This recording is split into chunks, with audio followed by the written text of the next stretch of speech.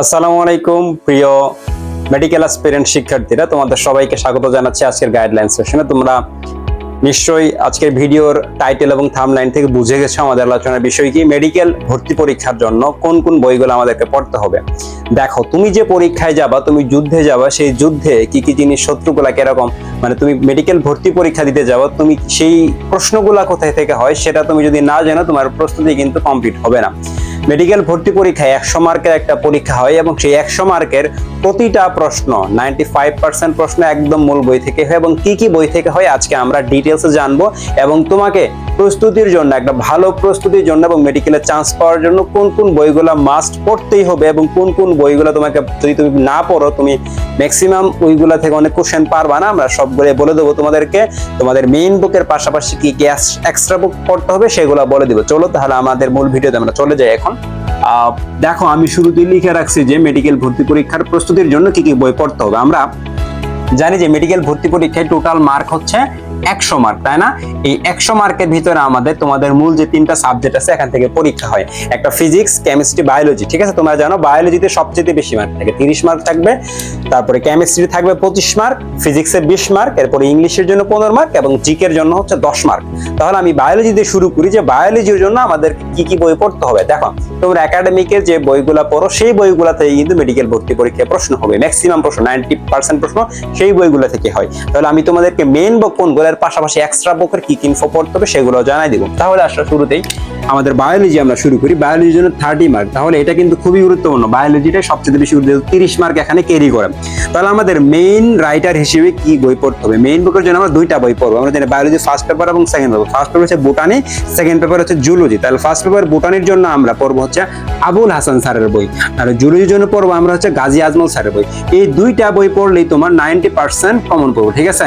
এই 2টা বই থেকে ম্যাক্সিমাম প্রশ্ন চলে আসবে, তোমার 90% প্রায় প্রশ্ন এগুলা থেকে চলে আসে, ঠিক আছে? কারণ এগুলা থেকে 2-1টা টপিক যেগুলো মিসিং আছে এগুলো আবার অন্য বইতে আছে, ওগুলা থেকে পরীক্ষা প্রশ্ন আসে, কিন্তু এখানে ম্যাক্সিমাম জিনিস আছে। তার মানে এই গাজী আজমল এবং আবুল হাসান স্যারের বই তুমি যদি ভালো মতো পড়ে শেষ করতে তো 90% 95% পড়া এখানে হয়ে যাবে। আর মাত্র কিছু পড়া আছে, কিছু একটা টপিক আছে যেগুলো তোমাদেরকে এক্সট্রা রাইটারের বই থেকে পড়তে হবে। বায়োলজির ক্ষেত্রে আগে এই বইগুলো থেকে প্রশ্ন আসতো, কিন্তু রিসেন্ট 2-1টা বছরে যায় এই বইগুলোর বাইরে থেকে এক্সট্রা রাইটার থেকে 2-1টা প্রশ্ন আসে। তো সেক্ষেত্রে তুমি যদি বাইরে 30-এ 30 পাইতে চাও তাহলে তোমাকে এক্সট্রা রাইটারের ইনফো গুলো দেখতে হবে। সেখানে কি টপিক আছে ওই টপিক গুলো তুমি সুন্দর মতো নোট করে মেইন বইতে নোট করে নেবে, ঠিক আছে? তাহলে কোন কোন বইগুলো আমাদের পড়তে হবে পাশাপাশি দেখো লিখে রাখছি। এক্সট্রা বই হিসেবে আমি বোটানির জন্য পড়বো হচ্ছে আলিম স্যার এবং আজিবুর স্যার, ঠিক আছে? এই আলিম স্যারের বইটা আর আজিবুর স্যারের বইটা পড়তে হবে আমাদেরকে বোটানির জন্য। তাহলে আজিবুর স্যারের বই দেখবো যে অনুশীলনীর অনেক এমসিকিউ দেওয়া আছে, ওই এমসিকিউ গুলো মাস্ট আমাদের পড়তে হবে। আলিম স্যারও এক্সট্রা ইনফো গুলো তুমি কি করবা, এই এক্সট্রা ইনফো গুলো পড়ে যখন একটা চ্যাপ্টার পড়বো ওই চ্যাপ্টারে কি কি এক্সট্রা ইনফো সেগুলো মূল বইতে অ্যাড করে নিবা, দ্যাটস ইট। এখন জুলজির জন্য আমরা আলিম স্যার সেম এবং মাজেদা ম্যাডাম পড়বো আমরা, ঠিক আছে? মাজেদা ম্যাডাম একটা বাজারে বই পাওয়া যায়, সেই মাজেদা ম্যাডামের বইটা থেকে জুলজির অনেক এক্সট্রা ইনফো আছে, সেগুলো তোমাদেরকে নোট করে নিতে হবে এবং সেগুলো পড়তে হবে। তাহলে বায়োলজির জন্য আমরা এই মেইন বুকগুলো আমাদের পড়তে হবে, ঠিক আছে? এখন তুমি এর পাশাপাশি যদি বলো ভাই আমি এমসিকিউ এর জন্য প্র্যাকটিস করার জন্য কি কি বই পড়তে পারি, তুমি এমসিকিউ এর প্র্যাকটিস করার জন্য বিভিন্ন কোচিং এর বই পাইতে পারো, যেগুলো অ্যাডমিশনের পরীক্ষা সেখান থেকে পড়তে পারো, অথবা তুমি রয়্যাল গাইড প্র্যাকটিস করতে পারো, ঠিক আছে? রয়্যাল গাইডটা ভালো, এটা ঠিক আছে? এটা তুমি ওখানে অনেক মানে স্ট্যান্ডার্ড এমসিকিউ গুলো দেওয়া আছে, অনেক এক্সট্রা এমসিকিউ গুলো দেওয়া আছে। তোমরা এটা শুরু থেকেই ওখান থেকে একটা চ্যাপ্টার পড়ার পর রয়্যাল গাইড থেকে এমসিকিউ প্র্যাকটিস করতে পারো, ঠিক আছে? মেডিকেল অ্যাডমিশন সিরিজে রয়্যাল গাইড পাওয়া যায়। ওকে, ঠিক আছে। এখন আসো কেমিস্ট্রির ক্ষেত্রে। কেমিস্ট্রির 25 মার্ক, বায়োলজির পরে গুরুত্বপূর্ণ হচ্ছে কেমিস্ট্রি, কারণ কেমিস্ট্রিতে 25টা মার্ক থাকবে, ঠিক আছে? কেমিস্ট্রিতে মার্ক ওঠানো একটু কিছু ট্রিকি প্রশ্ন থাকে যেগুলো অনেকেই পারে না, ঠিক আছে? যারা একটু ভালো মতো পড়ে তারা কিন্তু সেগুলো পেরে যায়। তাহলে কেমিস্ট্রির জন্য শুধুমাত্র মেডিকেল অ্যাডমিশন একটা বই পড়লে তুমি ম্যাক্সিমাম প্রশ্ন কমন পেয়ে যাবে, ঠিক আছে? সেটা তোমরা একাডেমিকে পড়ো এই বইটা, ঠিক আছে? হাজারি এবং নাকসারের বই, ঠিক আছে? হাজারি এবং night first paper second paper দুইটাই। তাহলে ফার্স্ট পেপার এন্ড সেকেন্ড পেপারের জন্য দুইটা আমি কি পড়বো, হাজারি এবং নাকসারের বই পড়বো, ঠিক আছে? হাজারি এবং নাকসারের বই পড়লে তুমি এখান থেকে সব প্রশ্ন কমন পাবে, ম্যাক্সিমাম প্রশ্ন এখান থেকে আসে, ঠিক আছে? স্পেশাল একটা কথা বলে দেই, এগুলা এই কেমিস্ট্রি এবং ফিজিক্সের ক্ষেত্রে তোমরা অনুশীলনীর প্রশ্ন, বোর্ড পরীক্ষার প্রশ্ন যা আছে এগুলো শুরু থেকেই, যেদিন থেকে তুমি মেডিকেল প্রিপারেশন শুরু করবে, তুমি একাডেমিক থেকে পড়তেছো সেই দিন থেকে অনুশীলনী প্রশ্ন একদম ভালো মতো করে শেষ করবা। এগুলা থেকে হুবহু কিন্তু মেডিকেল ভর্তি পরীক্ষা প্রশ্ন আসে, বুঝছো? এটা মাথায় রাখবো সবসময়। দেন এক্সট্রা রাইটার হিসেবে আমরা পড়বো হচ্ছে কবির স্যারের বইটা, ঠিক আছে? কবির স্যারের বইটা আমরা এক্সট্রা রাইটার হিসেবে পড়বো। এখানে যে ইনফোগুলা হাজারিতে নাই, ধরো ওই ইনফোগুলো আমি টুকায় ওখানে লিখে নিবো, ঠিক আছে? এতটুকু করলে হয়ে যাবে। দেন ফিজিক্সের জন্য আমাদের 20 মার্ক, তাহলে ফিজিক্সের জন্য আমরা কি করবো? ফিজিক্সের জন্য মেইন বুক হচ্ছে একটাই, আমির ইসাক স্যারের বই, ঠিক আছে? আমির ইসাক ফার্স্ট পেপার এবং সেকেন্ড পেপার দুইটাই, first paper and second paper, first paper এবং সেকেন্ড পেপার এই দুইটার জন্য আমরা কি পড়বো? আমির ইসাক স্যারের বইটা পড়বো, ঠিক আছে? এবং আমরা এক্সট্রা তপন স্যারের বইটা পড়বো। তোমরা এটা অলরেডি তোমাদের পড়াই আছে, কারণ ম্যাক্সিমাম কলেজে আমাদের এই যে একাডেমিকের সময় আমরা শাহজাহান তপন পড়াই, ঠিক আছে? শাহজাহান তপন পড়ে ম্যাক্সিমাম কলেজে এটা, তাহলে তোমাদের শাহজাহান তপন পড়াই থাকলো। দেন হচ্ছে তোমরা পাশাপাশি আমির ইসাক স্যারের বইটা রাখবা, যাদের মেডিকেল এডমিশন টার্গেট, ঠিক আছে? শুরু থেকে আমির ইসাক স্যারের বইটা পড়ে নেবে এখান থেকে, তাহলে বোর্ড পরীক্ষার এমসিকিউ তুমি অনেক পারবা, কারণ এখানে ভালো মতো লেখা আছে, ঠিক আছে? ওকে, এখন আসো ভাইয়া, তাহলে বায়োলজি, কেমিস্ট্রি, ফিজিক্স হয়ে গেল। ভাইয়া আমরা জিকে ইংলিশের জন্য আমরা কি করব?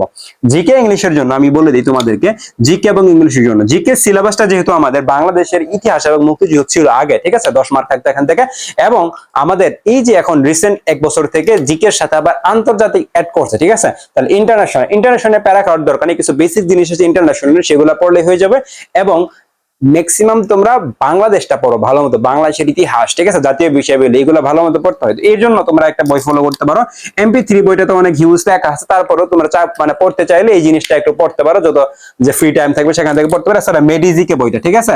মেডিজিকে জয়গুলি সিরিজের বইটা যথেষ্ট ভালো, ঠিক আছে? তোমরা মেডিজিকে বইটা কিন্তু পড়তে পারো, ঠিক আছে? এখন আসো ইংলিশের জন্য আমরা কি করবো ভাইয়া?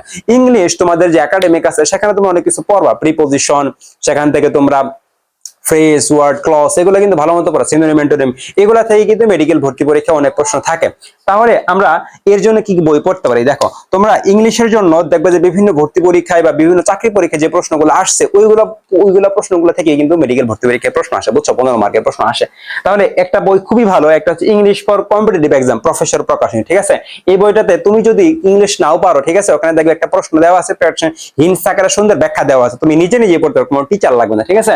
তাহলে ইংলিশ ফর কম্পিটিটিভ এক্সাম এখান থেকে প্রশ্ন প্র্যাকটিস করতে পারো। এছাড়া তুমি যদি আরো অনেক পড়তে চাও হিউজ পরিমাণে, ইংলিশ ফর কম্পিটিটিভ গুছানো, ঠিক আছে? বেশি দেওয়া নাই, কিন্তু যতটুকু দেওয়া আছে একদম মোস্ট ইম্পর্টেন্ট যেগুলো সেগুলো দেওয়া আছে, ঠিক আছে?